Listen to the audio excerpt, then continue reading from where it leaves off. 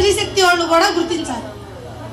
ఇప్పుడు ఎలా ఉంది మన రాష్ట్రం, మనం ఎలా ఉంటున్నాం, మన కాళ్ళ మీద మనం ఎలా బతుకుతున్నాం, ఒకప్పుడు మనం ఎలా ఉండేవాళ్ళం, ఇప్పుడు ఎలా ఉండాలి అని మనం ఎంత కృషి చేస్తే మన ఈ స్త్రీ శక్తి అనేది నిర్మించబడిందో ఇదంతా గుర్తించాలని ప్రజలందరికీ కోరుకుంటూ, అందరికీ గుర్తించుకొని ప్రతి ఒక్కళ్ళు లేడీస్ అనేది మనం కాపాడుకోవాలంటే లోకేష్ గారికి అత్యంత మెజార్టీతో గెలిపించుకోవాలని కోరుకుంటున్నాను. థ్యాంక్ యూ అమ్మా, thank you for your support. మీరు కరెక్టే చెప్పారు, మన రాష్ట్రం పరిస్థితి ఏం బాగాలేదు. లక్షల కోట్ల రూపాయల రుణాలు తీసుకుంది. ఎందుకంటే ఇక్కడ బిజినెస్ లేవు, ఇక్కడ ఇన్కమ్ అనేది లేదు, ఆదాయం అనేది లేదు, ఏమీ లేదు. అదే కాకుండా ఈ రుణాలకి తాకట్టు పెట్టింది ఎవరి డబ్బు, ఎవరి సొమ్ము? మీ అందరి సొమ్మే, మనందరి సొమ్మే. సో రాష్ట్రం కష్టంలో ఉంటే మనం కూడా పెద్ద కష్టాల్లో ఉంటాము ముందు.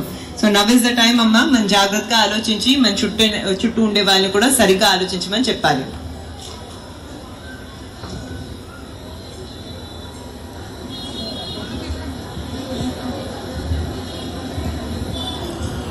మాట వినిపించట్లేదమ్మా? నమస్తే అండి. నమస్తే, పేరేంటమ్మా? దగ్గర రండి. నమస్తే అండి. ఇక్కడ చేరినటువంటి మన అందరికి, మన సభంతటికి కూడా నా నమస్కారాలండి.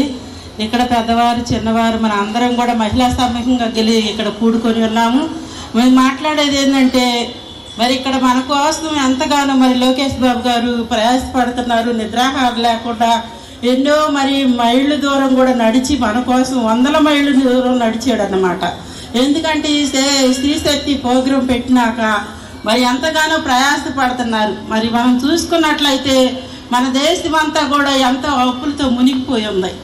మరి మనకి ఒక కృషి అనేది పెట్టి స్త్రీ శక్తి కార్యక్రమాలు పెట్టి అనేక విధాలుగా మనం కృషి మరి అనేక మంది మరి స్త్రీలు వారంతటికి వారి బ్రతకాలంటే ఒక విధి కావాలని మన నారా చంద్రబాబు నాయుడు గారు ఎన్నో విధాలుగా మనకి మరి ఇక్కడ ఈ డోక్రా మహిళలు, ఒక మహిళ ఏ రీతిగా తన కుటుంబాన్ని కాపాడుకుంటుందో అటువంటి మరి స్తోమత కలిగిన జీవితాలు మనకి ఇచ్చాడు అనమాట. ఈరోజు వచ్చి ఏదో మేము ఇస్తున్నాము, మేము పొందుకుంటున్నాము అంటున్నారు, కానీ మరి మనకు మొట్టమొదటి ఇచ్చింది ఎవరంటే నారా లోకేష్ గారు అనమాట.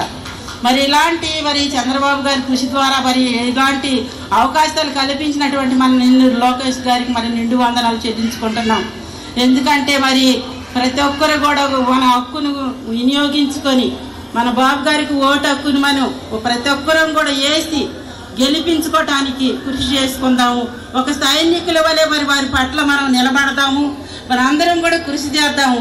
ఎందుకంటే చంద్రబాబు నాయుడు గారు మనకు ఒక పుట్టిల్లు లాంటిది అన్నమాట.